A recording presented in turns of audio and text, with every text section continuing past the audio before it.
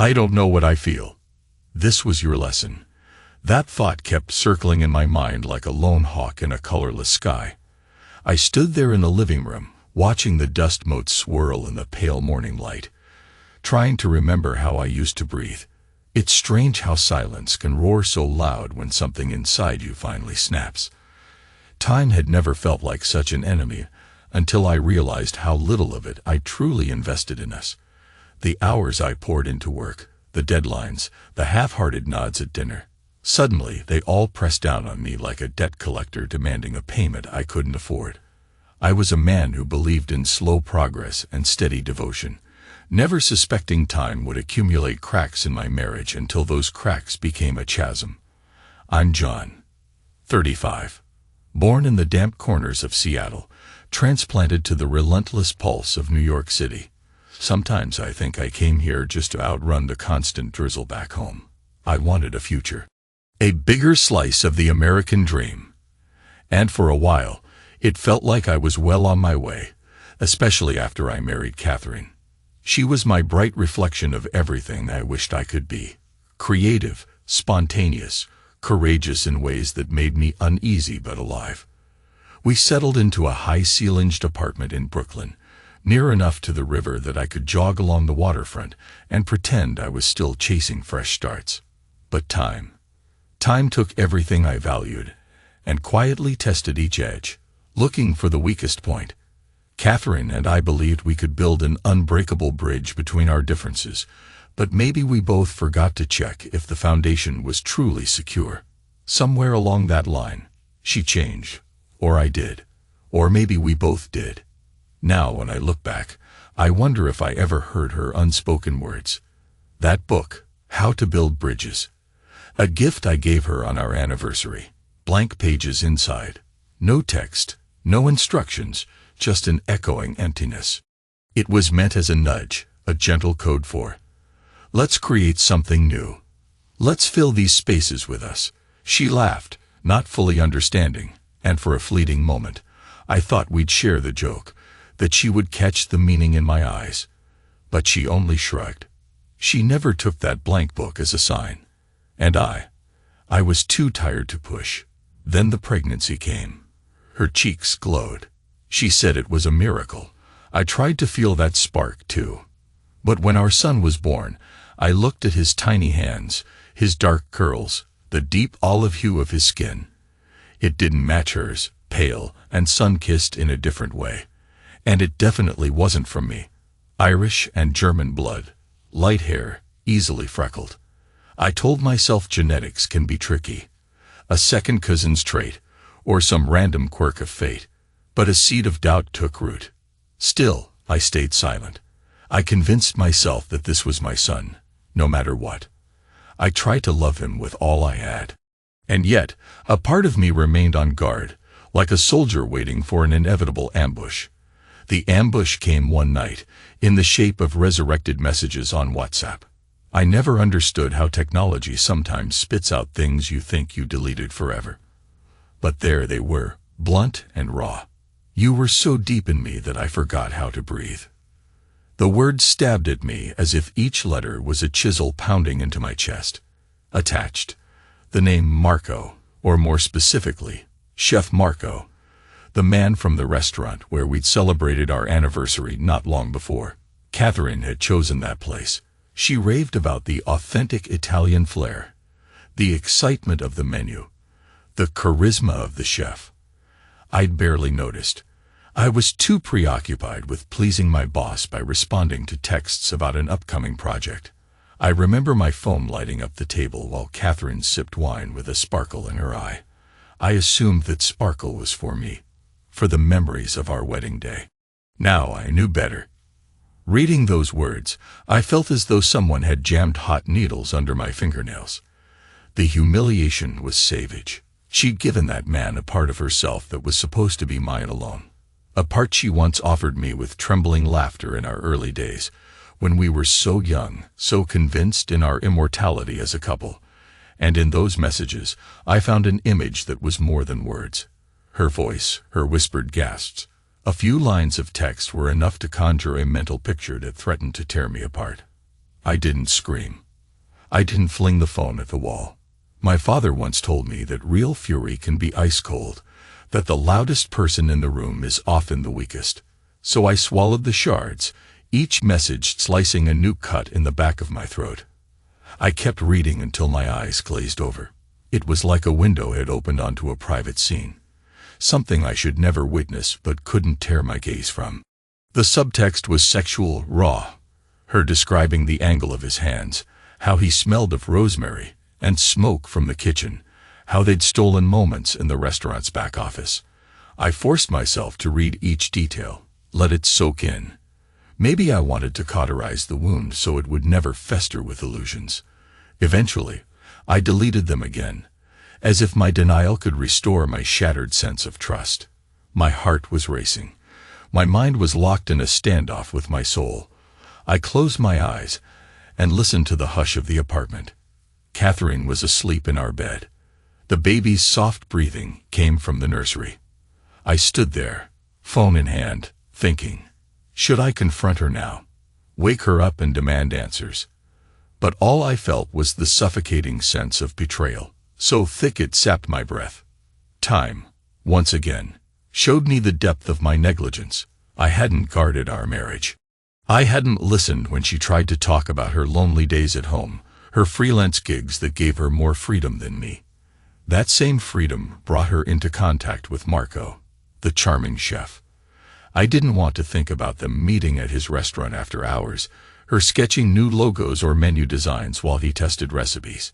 I didn't want to picture how they ended up tangled in the corner of some storeroom, the hush of the ventilation fans masking their secret. But my imagination was relentless, painting each detail in excruciating color. I waited 2 days. I said nothing. She carried on as usual, though her gaze flickered with uncertainty, as though she sensed something was off. I was quieter than normal, but not outwardly hostile. In truth, I felt like a dam about to break. I functioned on autopilot, went to the office, answered emails, forced a smile if a coworker asked about fatherhood. Everything about me was a lie except for the ache in my gut. On the second evening, she dressed the baby in a tiny onesie that said, "Daddy's little hero." She made dinner, some bland casserole. I ate mostly to avoid conversation, chewing the lumps of sauce-logged noodles without tasting a thing. She watched me. Her eyes used to be a warm green, brimming with playful curiosity. Now they looked more like a cat's, cautious, reflecting my every move, searching my face for a sign that I knew. I placed my fork down, cleared my throat, and tried to speak, but my voice faltered. "It's good. I manage." She nodded, expression unreadable. I'm glad you like it." More silence. When night fell, we lay in bed, each of us on our separate sides. The baby had been fussy, but finally drifted to sleep. Catherine turned to me, her hand sliding across the sheets to rest on my arm. I stared at the ceiling. The streetlight outside cast a faint glow through the blinds, striping the room with bars of dull gold. I heard the quiver in her breath, something almost like guilt. "I miss us," she whispered. I stared at her hand on my arm. My body was rigid. "Do you?" She exhaled slowly. "Time pulled us apart, John. You see it too, don't you?" I shifted, turning to meet her gaze. "You think time is the problem." She lowered her eyes, and for a second, I felt an urge to reach for her, comfort her. Then I remembered the messages. You were so deep in me that I forgot how to breathe. And my hand clenched into a fist under the sheets. Catherine didn't see that fist. She only stroked my forearm, then tried to settle against my chest. I couldn't let her do that. Guilt and anger warred inside me. I froze, letting her rest her head, but giving her no real contact. It was like lying next to a stranger. Or maybe I was the stranger now. I couldn't reconcile the softness of her breath with the mental image of her moaning into the ear of another man. At some point, she drifted off, her hand still draped over my chest. I waited until her breathing became slow and rhythmic. Then I slipped away. I went to the living room couch, turned on a single lamp, and thought about every choice that led us here. By dawn, I had made my decision. I needed proof. Real proof. Because the baby's dark curls, the text messages, they might still be a cosmic coincidence, a destructive misunderstanding. My rational mind insisted on a test. DNA. Let science confirm or deny. So I scheduled it, sent off the samples. My stomach churned as the courier took them away, as though I was mailing away the last illusions of my life. I carried on in near silence. Catherine tried to talk to me, but I gave short answers. I watched her watch me, confusion and anxiety creeping into her face. Occasionally, she'd attempt a warm conversation about the baby's new trick, lifting his tiny head or giggling when she made a silly face. But I responded with nods. I never once mentioned Marco or the messages. A part of me wanted to see if she'd confess on her own. Maybe if she had, I would have found some pathetic shred of sympathy for her.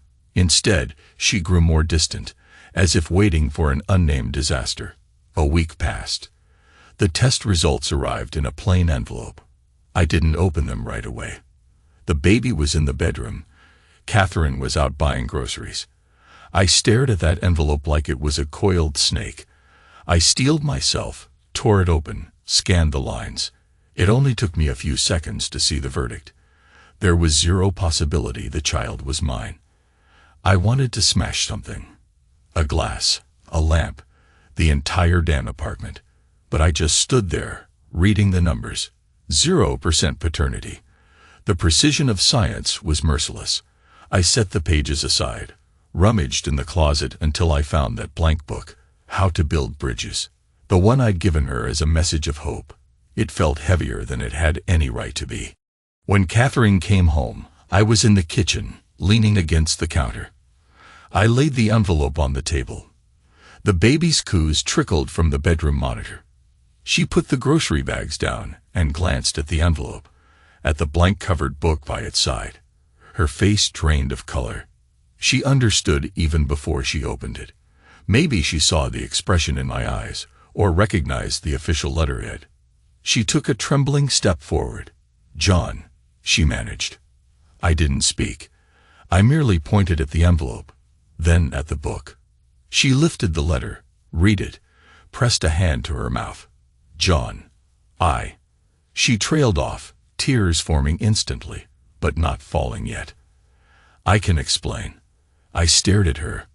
Time felt warped again, each second elongated, my chest tight and cold.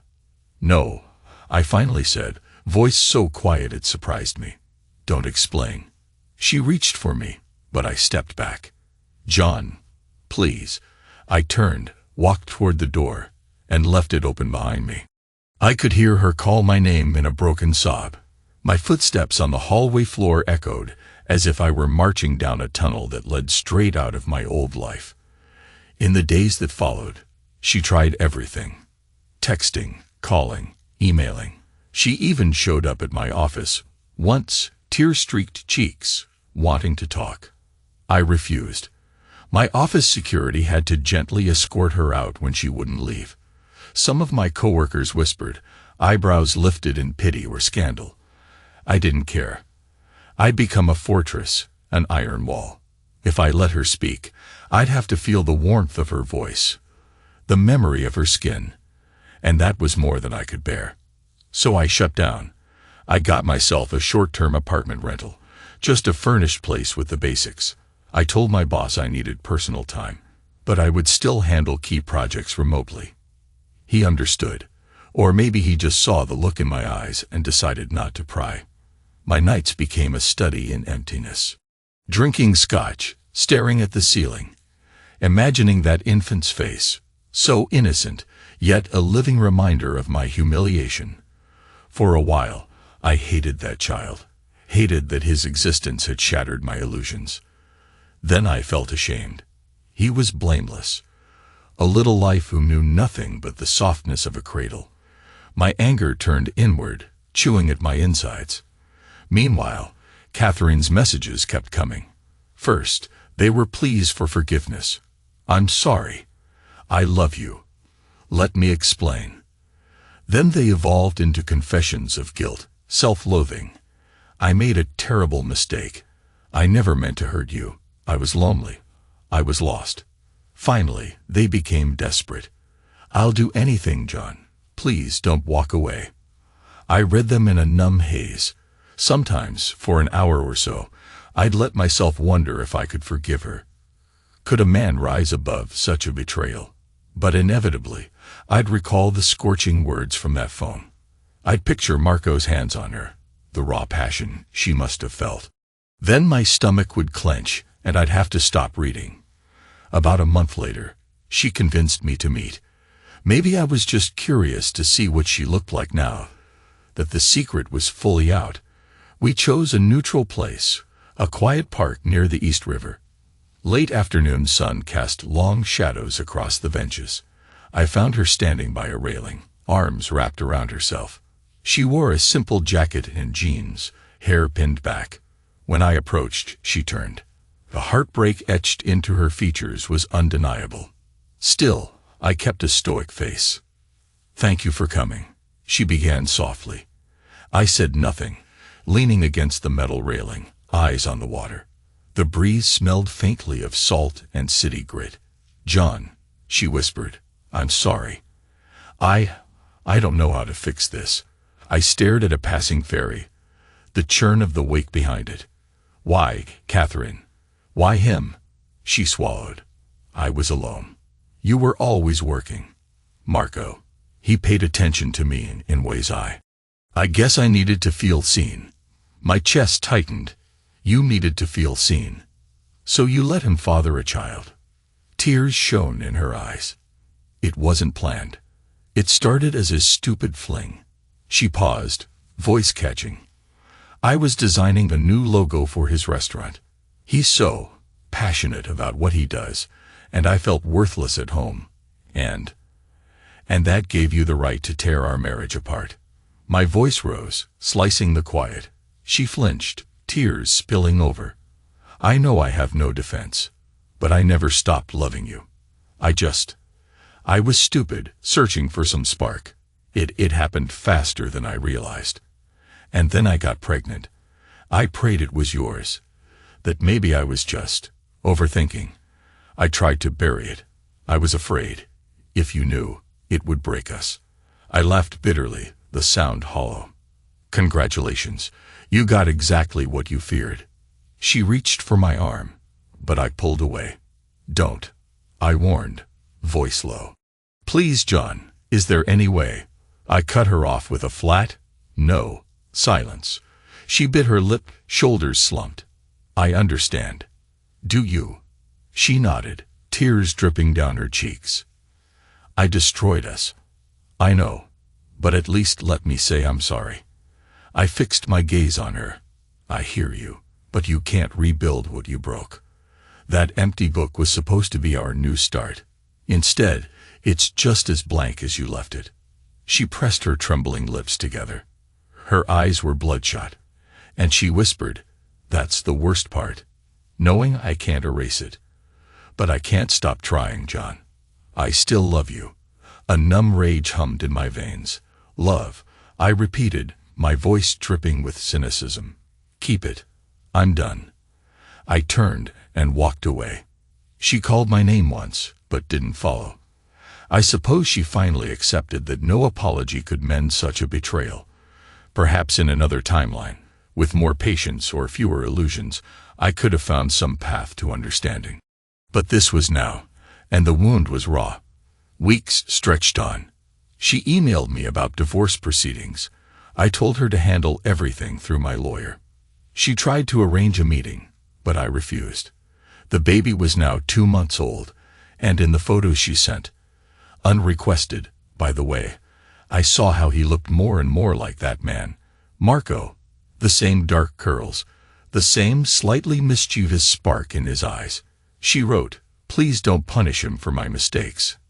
I never replied, but those words haunted me. I closed myself off from the world, moved from that short-term rental to a bleak sublet in an older building, further away from the city center. I spent my evenings alone, grappling with a swirl of bitterness and regret. Nightly, I'd walk to a corner bar, order a whiskey neat, Let it burn a path through my emptiness. The bartender, an older guy with a salt and pepper mustache, would sometimes nod in sympathy, but he never asked questions. That's the good thing about bartenders in lonely places. They know to keep silent. Eventually, I realized I was destroying myself. My chest felt tight all the time. My head pounded when I tried to sleep. I either drank too much or ate too little. My family called me worried, but I told them it was just work stress. I didn't want to explain or face their pity. I was a man in his mid-30s, undone by a betrayal. Pride wouldn't let me show that weakness. One late night, after stumbling back from the bar, I dropped onto my couch, the battered cushions squeaking under my weight. I rubbed my face, disgusted by my reflection in the switched-off TV. The phone buzzed. I expected another message from Catherine or a worried text from my sister. Instead, the number was unfamiliar. I answered, half slurring, "Yeah, John." A masculine voice, deep, with a faint hint of an Italian accent. "It's Marco." Everything in me went still. For a moment, I couldn't speak. I just stared at my phone. Finally, I hissed, "How the hell did you get this number?" He exhaled. "She gave it to me. I had to talk to you." My teeth clenched. "There's nothing to say." "Maybe you think so," he said quietly, "but I have to try. I'm not calling to gloat or—" A bitter laugh escaped my throat. "Gloat? What else could you do? You got what you wanted. The mother of your child." He paused, the line crackling with tension. "John, I made a mistake. Catherine told me you left." I didn't realize how serious it was. I mean, I knew, but not like this.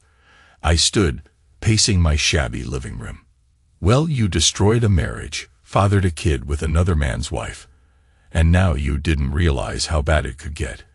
Are you out of your mind?" He seemed to brace himself.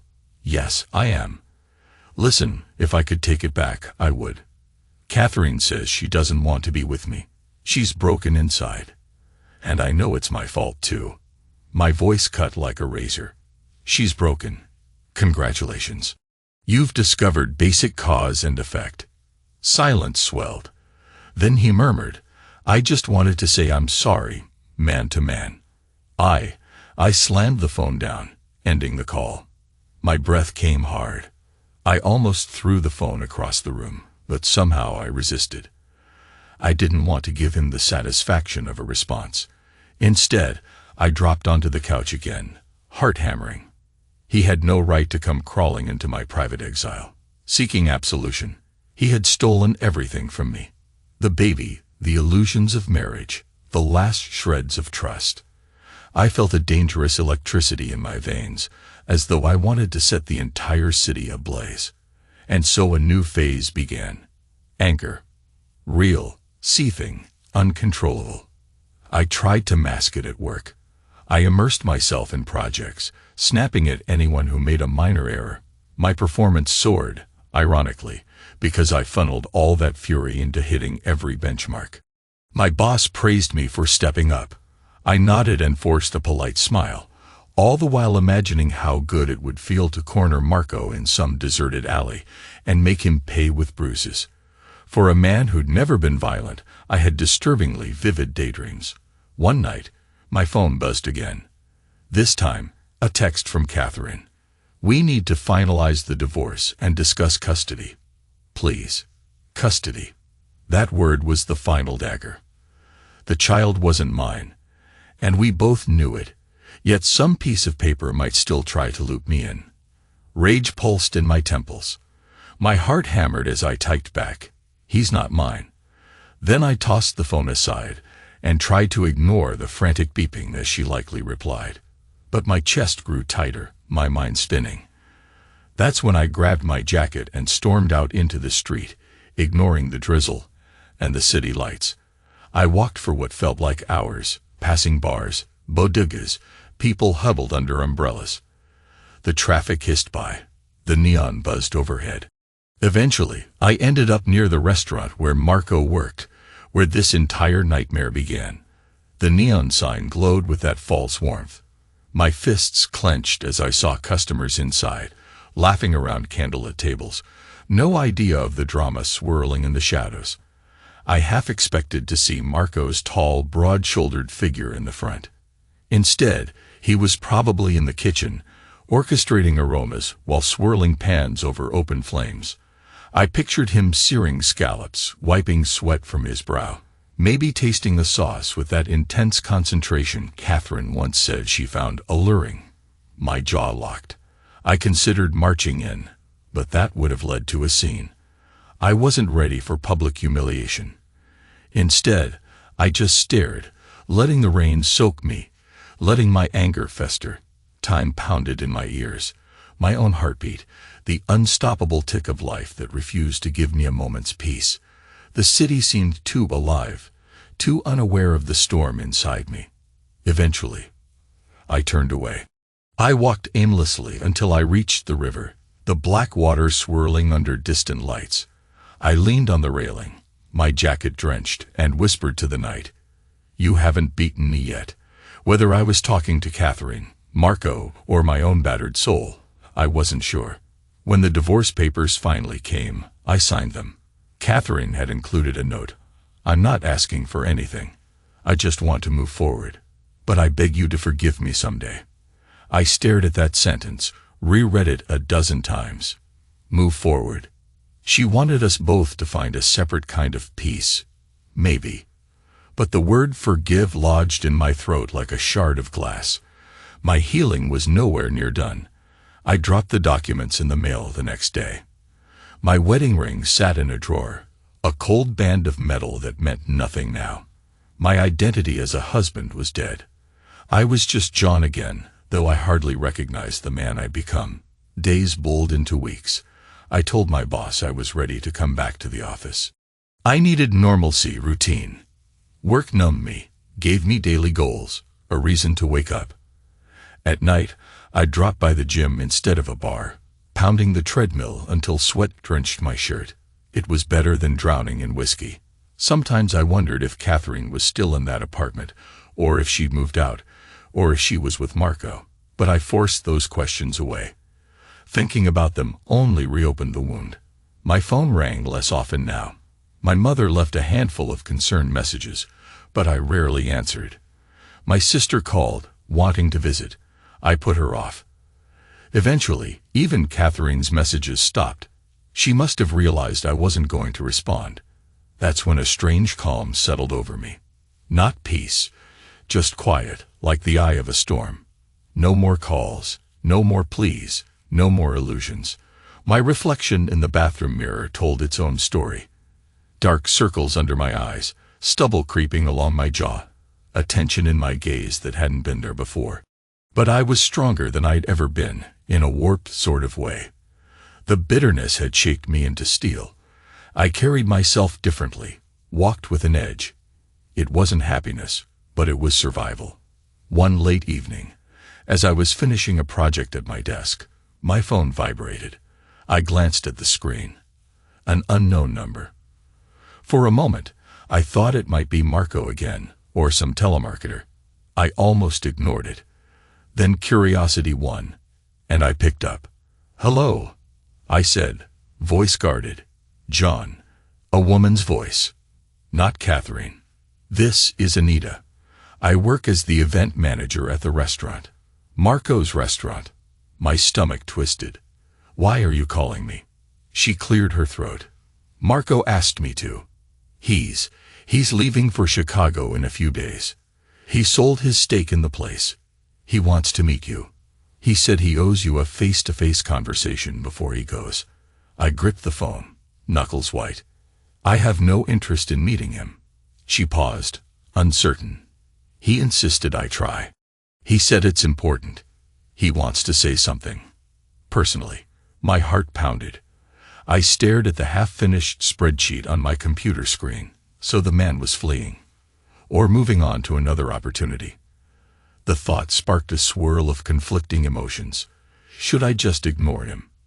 After all, what could he possibly say that would matter now?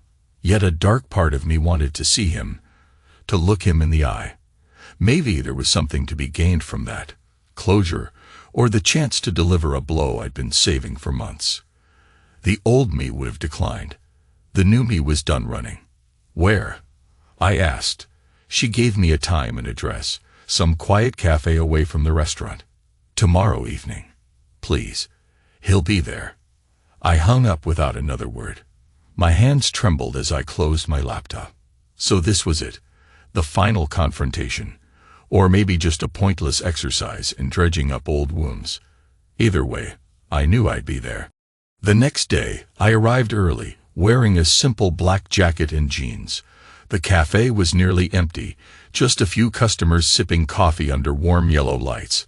I slid into a small booth, facing the entrance. Time slowed. My heart felt heavy. At exactly 7, Marco walked in. He was a little shorter than me, about 5'10", with a compact build that spoke of many hours in a busy kitchen. He had a neatly trimmed beard, and tension lined his brow. He scanned the cafe until he spotted me. Our eyes met, his flickering with guilt, or regret, or something close to it. He approached the booth, nodded, and sat across from me. For a moment, we said nothing. It was like two fighters sizing each other up, deciding who would strike first. Eventually, he spoke, voice lower than I remembered from that late-night phone call. "Thank you for coming." I stared at him. "I'm not doing this for your sake." He nodded. "I understand." He fiddled with a napkin on the table, then forced himself to meet my gaze. "I sold my share of the restaurant.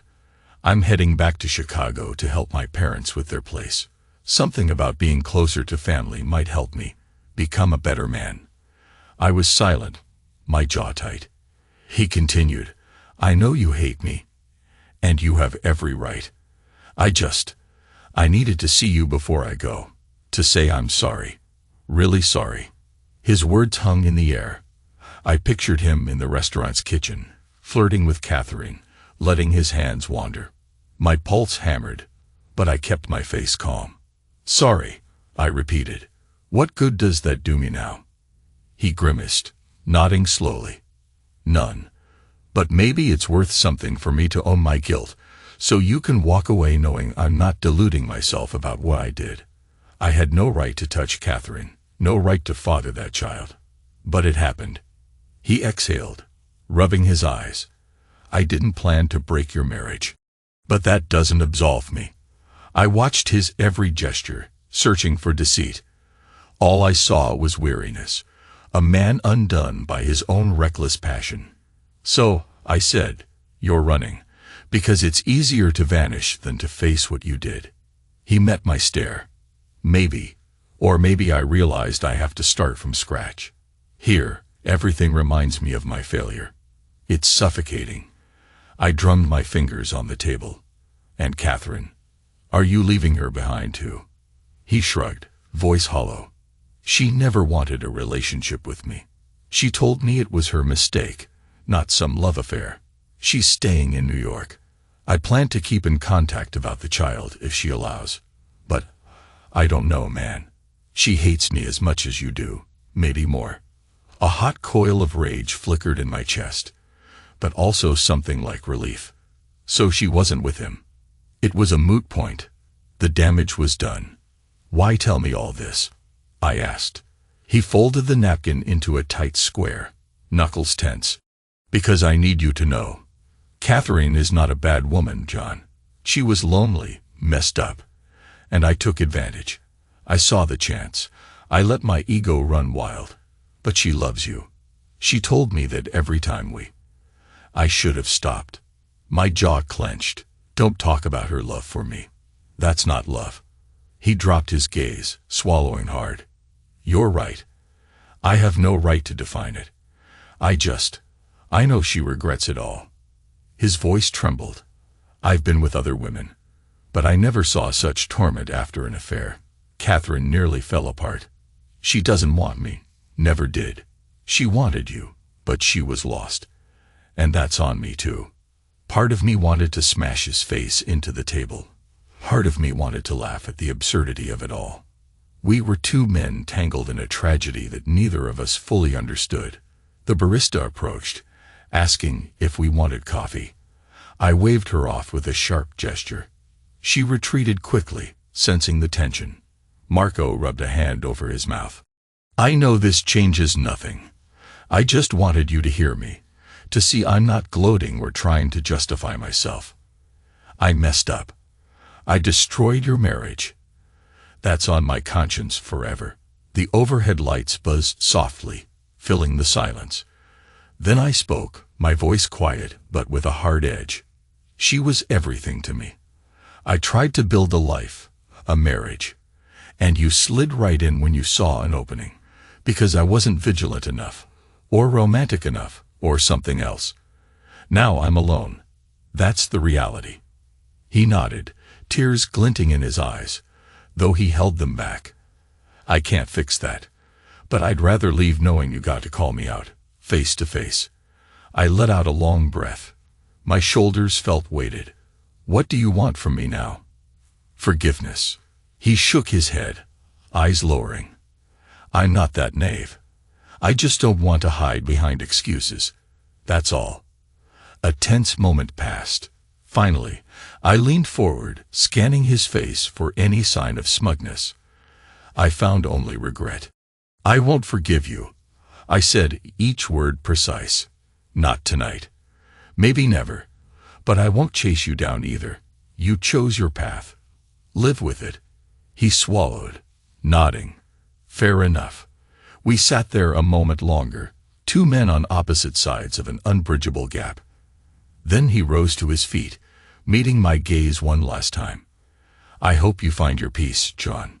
He left. I watched him walk out, shoulders stooped as if he carried invisible weights.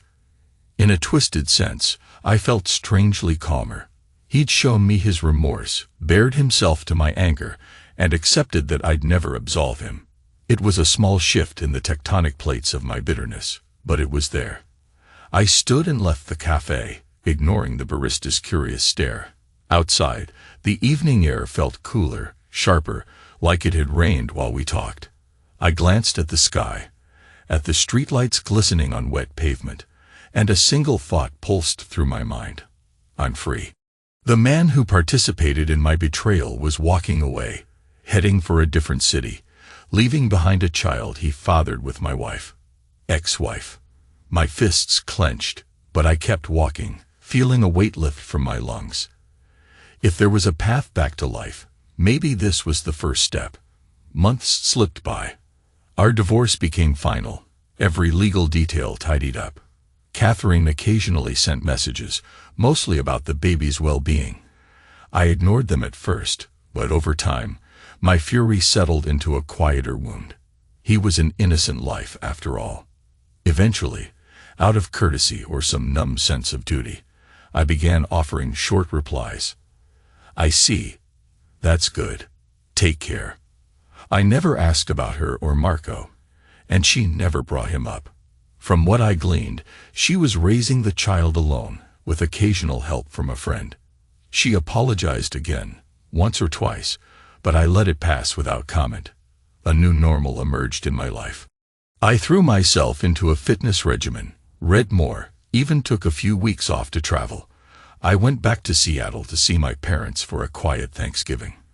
They noticed the darkness in my eyes, but I just told them it was a rough patch. They didn't press.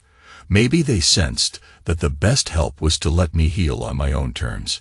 On a brisk winter morning in New York, almost a year after the day I left Catherine, I found myself walking near the old apartment. I hadn't planned it. I was just wandering, lost in thought. When I glanced up and recognized the street, my heart stammered. Instinct told me to walk away, keep my distance, but something pushed me forward. I approached the building's entrance and paused. Memories flooded me.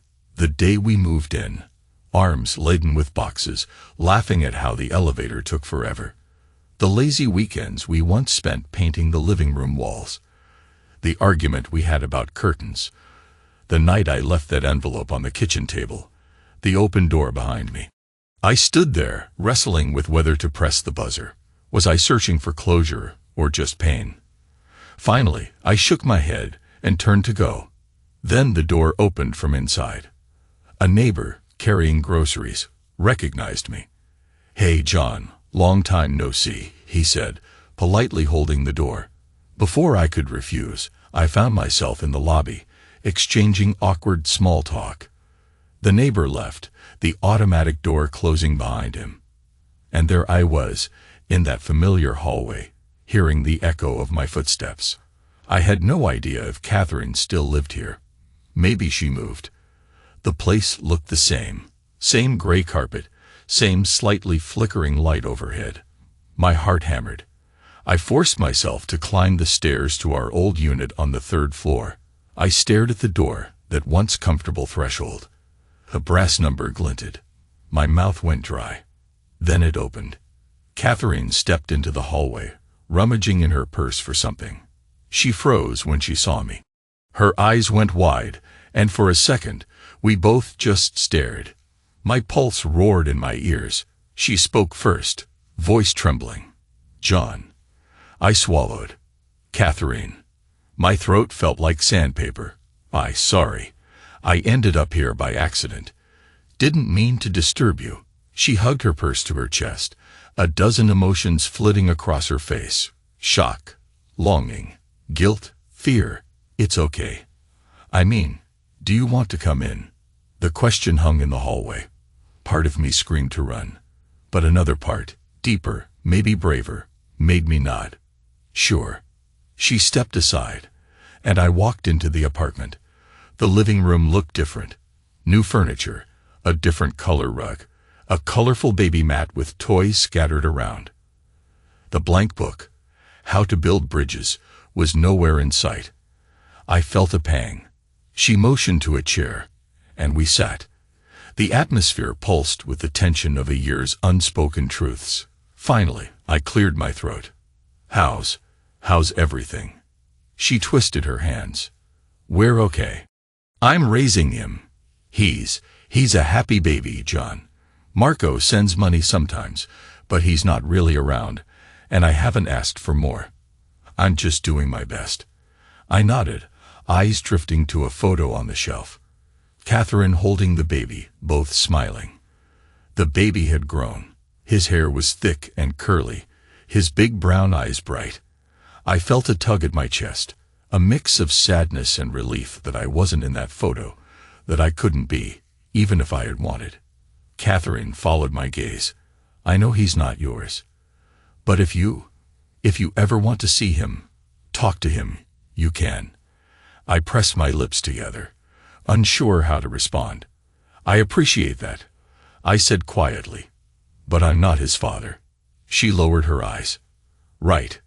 A silence stretch, heavy with all the words we couldn't say. Then she ventured, "How are you?" I leaned back, scanning the room. "Better. Different." She exhaled a trembling breath. "I'm glad you're better." Neither of us had any illusions about what we once were, or what we'd never be again. Finally, she stood and retrieved something from a drawer. She returned with the blank, How to Build Bridges book. My breath caught. I thought she would have thrown it out. She opened it. I saw that each page was now filled with small, neat handwriting, sketches in the margins, bridges, arcs, lines crossing. My heart lurched. "I started writing in it after you left," she whispered, voice cracking. "I know it's too late, but I wanted to fill those pages. I wanted to understand how to build something again, even if it's just me, learning from my mistakes." She handed it to me, and I skimmed a page, seeing lines of confession, reflection, regrets. The next page showed drawings of architectural bridges, with notes about stress points and load-bearing supports. It was a metaphor I recognized immediately, her attempt to come to terms with what she destroyed. I swallowed a lump of emotion. I closed the book gently, returning it to her. "It's good you found a way to heal." Her eyes shone with tears. "I'm still trying." Silence reigned. Outside, a car horn blared faintly. The baby stirred in the other room, letting out a small wail. She glanced toward the sound, then back at me. For a moment, I saw the ghost of the woman I'd married. Young, vibrant, hopeful. Then she blinked, and that ghost was gone. "I should get him," she said softly. "He'll be hungry." I nodded, standing. "I won't keep you." She walked me to the door. Our eyes met, words stuck in our throats. Then, as gently as I could, I said, "I'm not your nightmare anymore. Nightmares fade. I'm something else entirely, Catherine. I'm what you have to live with." She closed her eyes, tears slipping down her cheeks. "I know," she whispered. "I'm so sorry." I stepped into the hallway. The door remained open, just like that day I left. I paused, letting a wave of memories wash over me. Then I turned and walked away. Time continued its march. I'd like to say that moment ended all my pain, but healing rarely works so cleanly. Some nights, I still wrestle with bitterness. Yet each passing day, I feel a fraction lighter. I've started dating again. Not seriously, just enough to see if I can handle closeness without snapping. It's a process, but each step feels like an affirmation that I'm not broken forever. People talk about tragedy forging resilience. Maybe that's the best way to describe what happened. Catherine's betrayal gutted me. Marco's presence turned my marriage into a farce. But I survived. The quiet determination that replaced my old illusions has a sharper edge, yes, but it also grants me a clarity I never had before. I know exactly what I will and won't tolerate, what I deserve. Sometimes, I think about that blank book, how she filled it with reflections on bridging gaps. Part of me wonders if those pages might actually teach her something, help her avoid repeating the same mistakes. Another part still feels the sting of betrayal. But I'm no longer consumed by it. Instead, I see that everything I once was had to be broken for me to become who I am now. I moved out of that dingy sublet, found a cleaner, brighter place. I kept going to the gym, kept focusing on my work, and little by little, made small connections with people who saw me as more than a scorned husband. My father said to me once, "Son, heartbreak either shatters you or tempers you." I think I understand that now. I was shattered, yes, but from those shards, I molded a stronger self. I got rid of a lot of things that reminded me of our past. Yet I kept one memory, a single page from that test result, the line that read 0%. It sits tucked away in a locked drawer. Maybe it's my way of reminding myself that illusions can be lethal, that trust must be earned and nurtured. It's a memento of a truth that, for all its pain, set me free. In the end, it's not about Catherine or Marco, or even that little boy, born into a story that was doomed before he drew his first breath. It's about me, stepping out of the wreckage and standing on my own 2 feet. I'm not proud of all the anger, the darkness that nearly swallowed me. But I'm proud I didn't let it define me. So, here I am. No longer the naive husband, no longer naive at all. Time is still my enemy sometimes, but it's also my ally. It takes away what I can't bear to hold, and it might just give me something better when I'm ready. And if nothing else, I've learned this. The worst pain imaginable can break you, but it can also shape you into a man who won't be destroyed the same way twice. That's my lesson. That's the only bridge I need to build now.